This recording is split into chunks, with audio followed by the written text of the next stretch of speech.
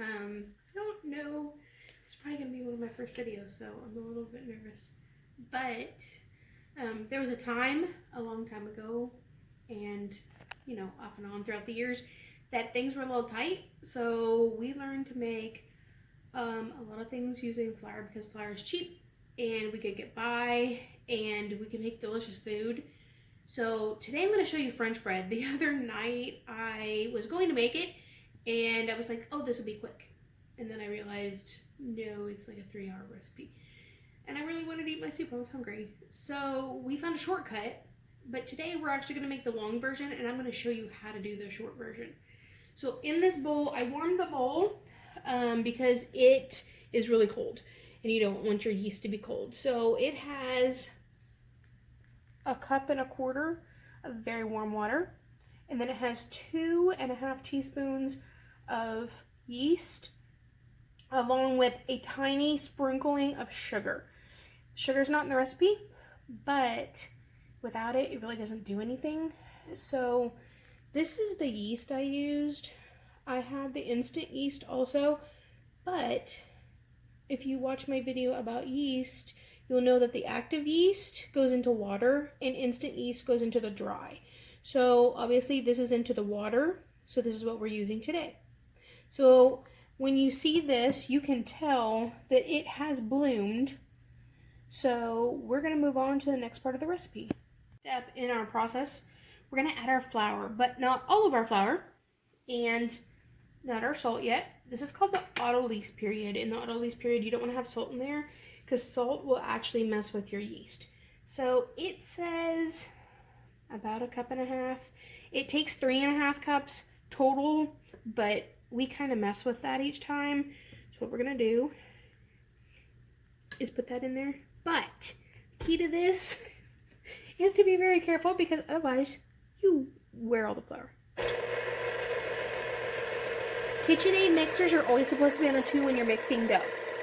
This is not technically a dough yet, so we can get away with a 1 so that we're not wearing all this flour.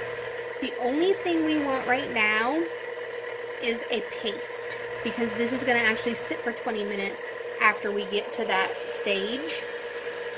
It's going to rise a little bit, and then we're going to add our salt, and we're going to add more flour. I don't follow recipes when I use the KitchenAid. With the KitchenAid, I don't, well, in general, I don't like to sift things. I don't like to mix things and use other bowls. So what I do is I'll put like my little ingredients, like this one is salt. Sometimes it'll be baking powder, sometimes it'll be baking soda. And then I mix that really good, and then I add my flour in, because that way I don't have to make a dirty bowl. Anyway, so as you can see, we're getting to that paste. I'm going to scrape down the side, and then we're going to cover the entire mixer. I'm going to leave it in here. I don't want to have to pull this off. I don't want things dripping. So I'm going to completely cover the entire KitchenAid and let it sit for 20 minutes. After 20 minutes, I'll show you what you have. So let's see what we got. Oh, it looks pretty. So as you can see, it's nice and stringy. That is the gluten. And you can see it's nice and bubbly and it's fluffy. And so what we're going to do is I'm actually going to run this and knock that down a little bit. It's not going to knock it very much. And then we're going to start adding our flour. Or I'm going to start tearing things apart. Okay, so we have quite a bit of flour to put in there. So let's see, we'll start with a big scoop. And then remember, you don't want to wear this. So you're going to kind of pulse it a little bit to get it going. Once this dough starts stiffening up, you have to go to a 2. And it is going to make a mess. I do have a guard, but I gave up on that guard a long time ago. It doesn't actually prevent anything from coming out. It just comes up under the guard. So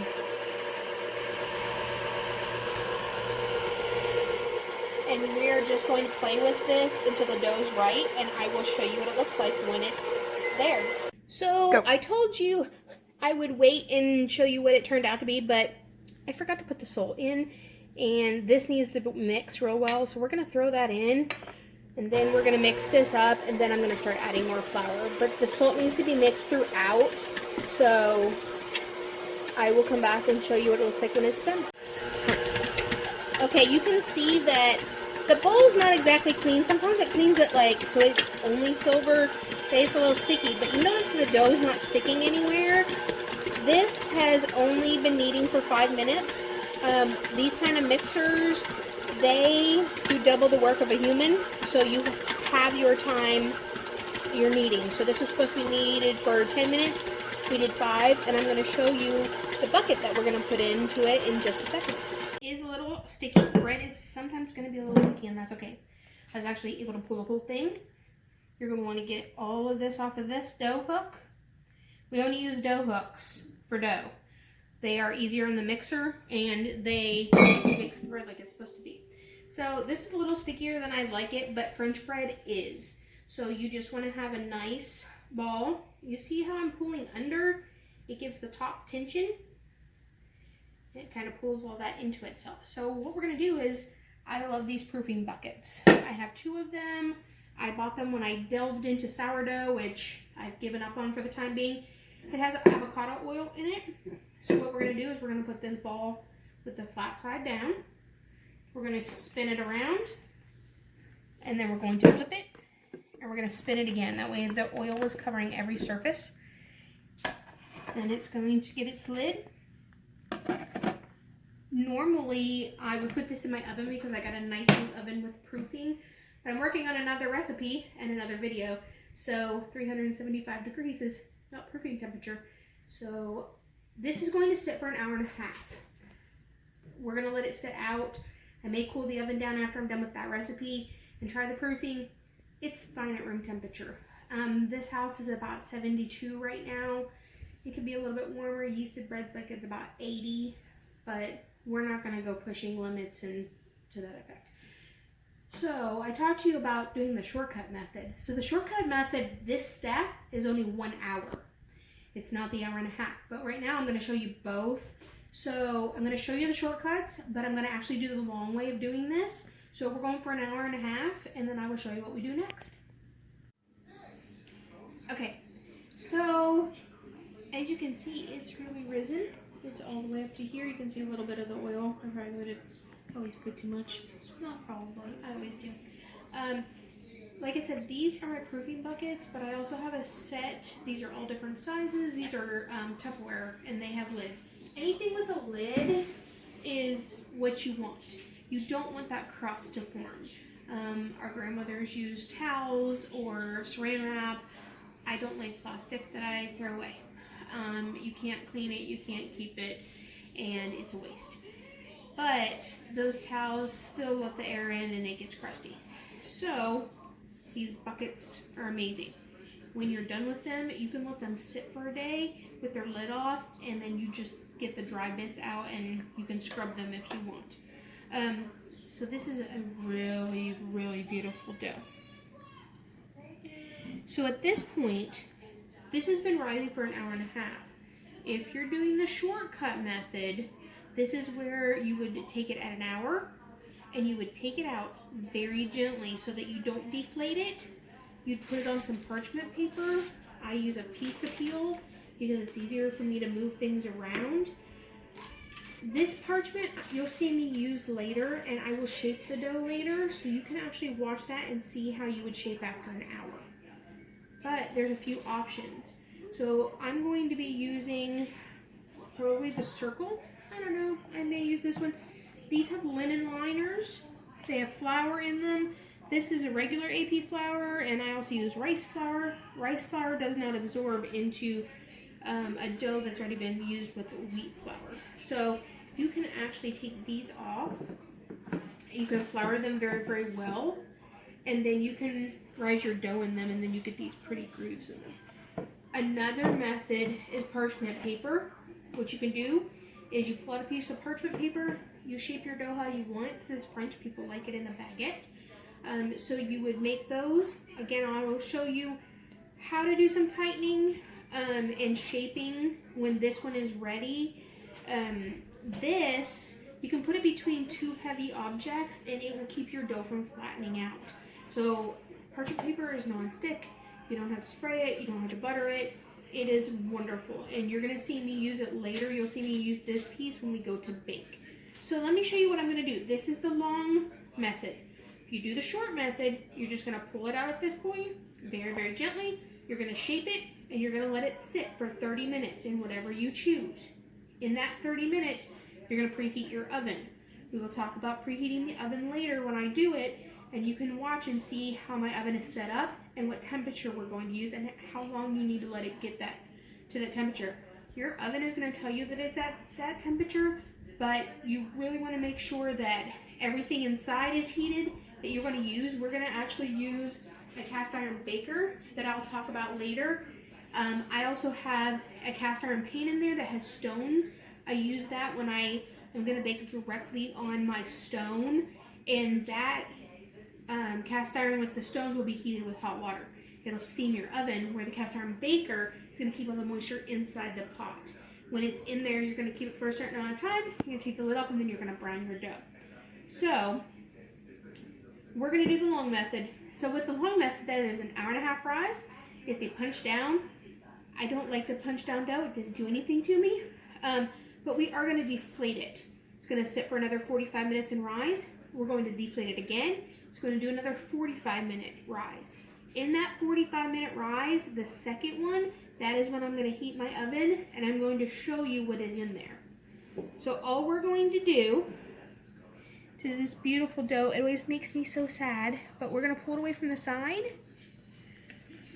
We're going to get to the bottom. We're going to lift it up. We're going to put it down.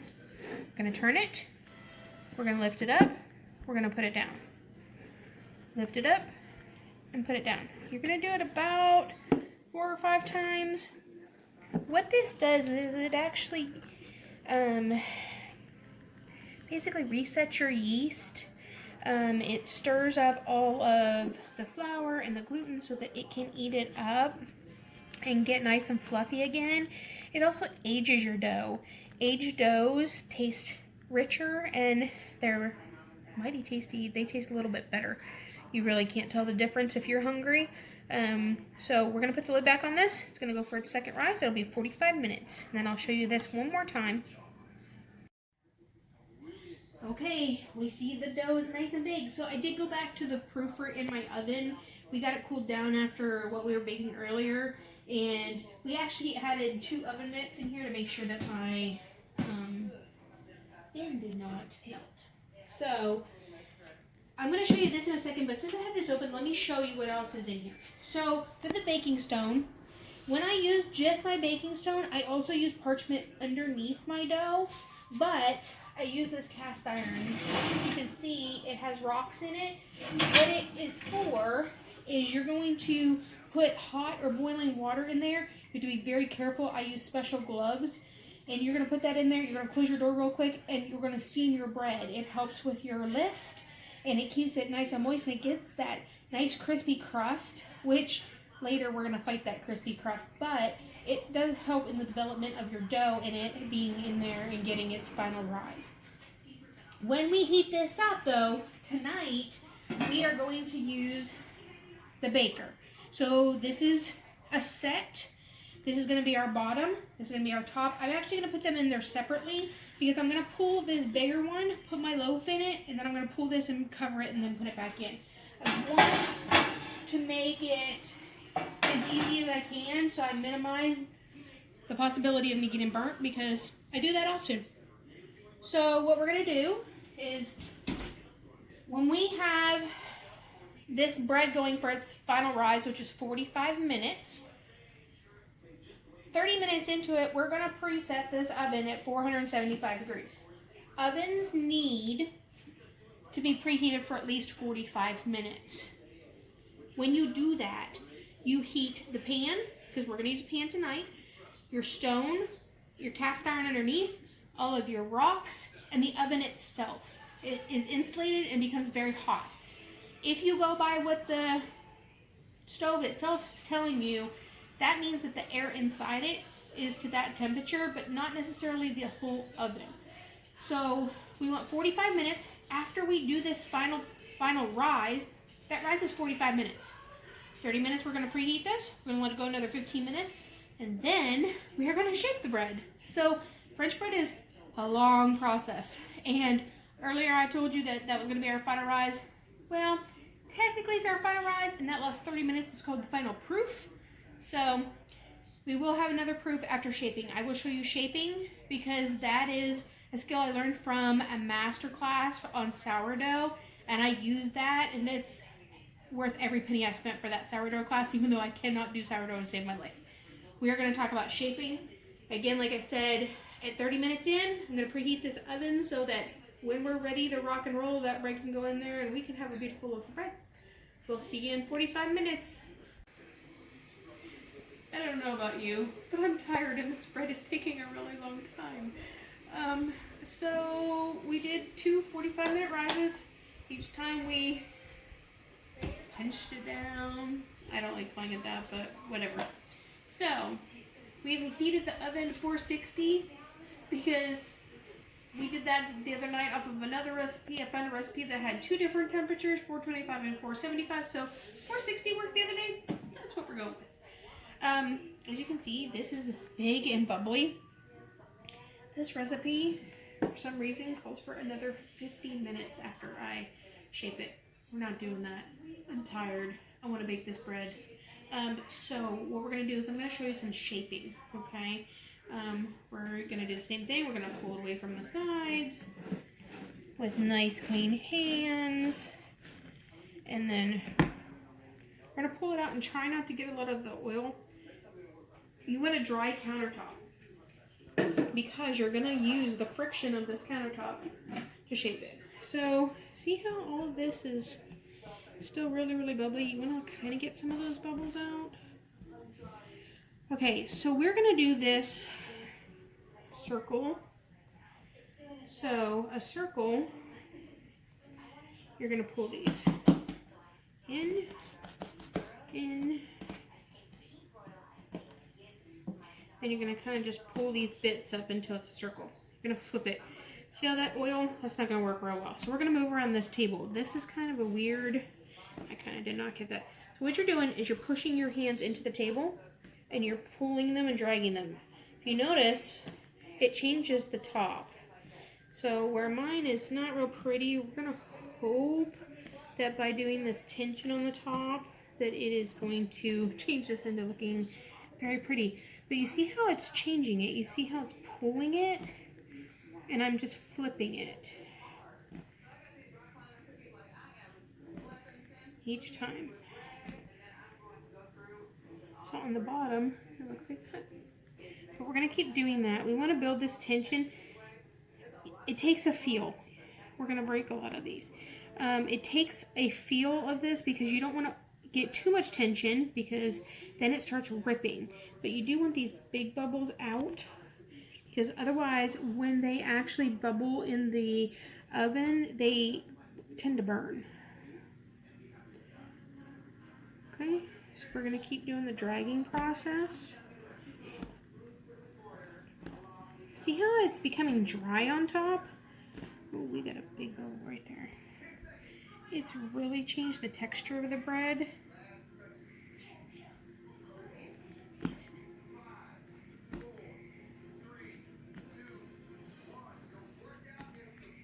See how smooth it's getting?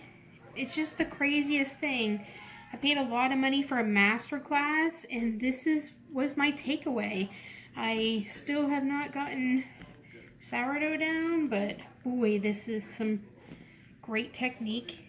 And it's so pretty. It's not sticky at all. Try not to, oh my goodness, this is, I probably should have literally punched this down because wow, that's a lot of air. So this yeast is happy yeast. Okay, so this is going to be flipped like that. I'm going to step back here because I forgot to grab a bag. So these bags, I bought a pack of 100 of them.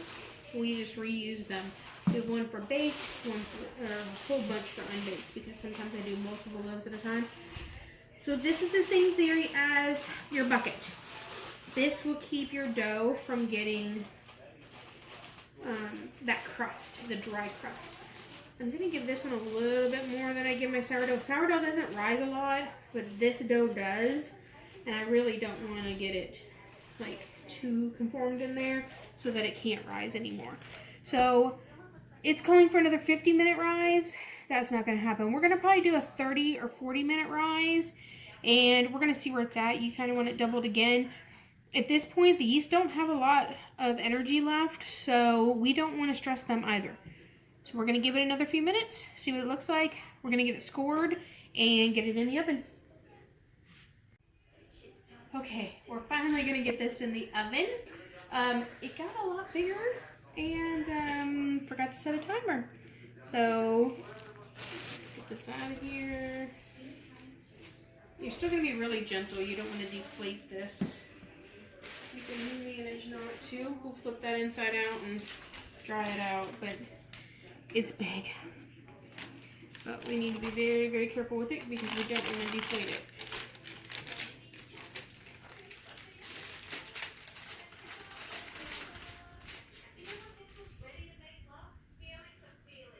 Alrighty. So you see how it starts to spread immediately? So I'm just going to do a few scores in this. They're deep scores.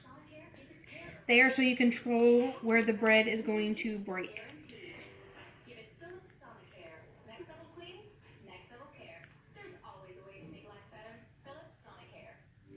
If you don't do these, the bread will blow out at its weakest point and it will be a mess.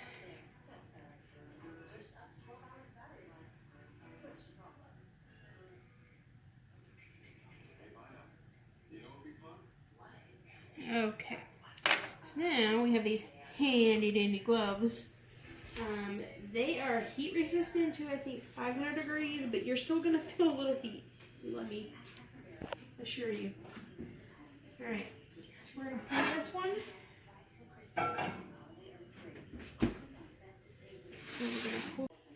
Okay, finally, I'm done. As you can tell, the TV's still going. My child's music is going. I'm just kind of over this day. It's 11 o'clock at night. I started way too late, but it is beautiful. This parchment was tearing, so it's gonna go in the trash. But I hope you enjoyed this video. It was a lot of work and one of my first and not one of my last. Now we're gonna cut into this bread. Have a good night.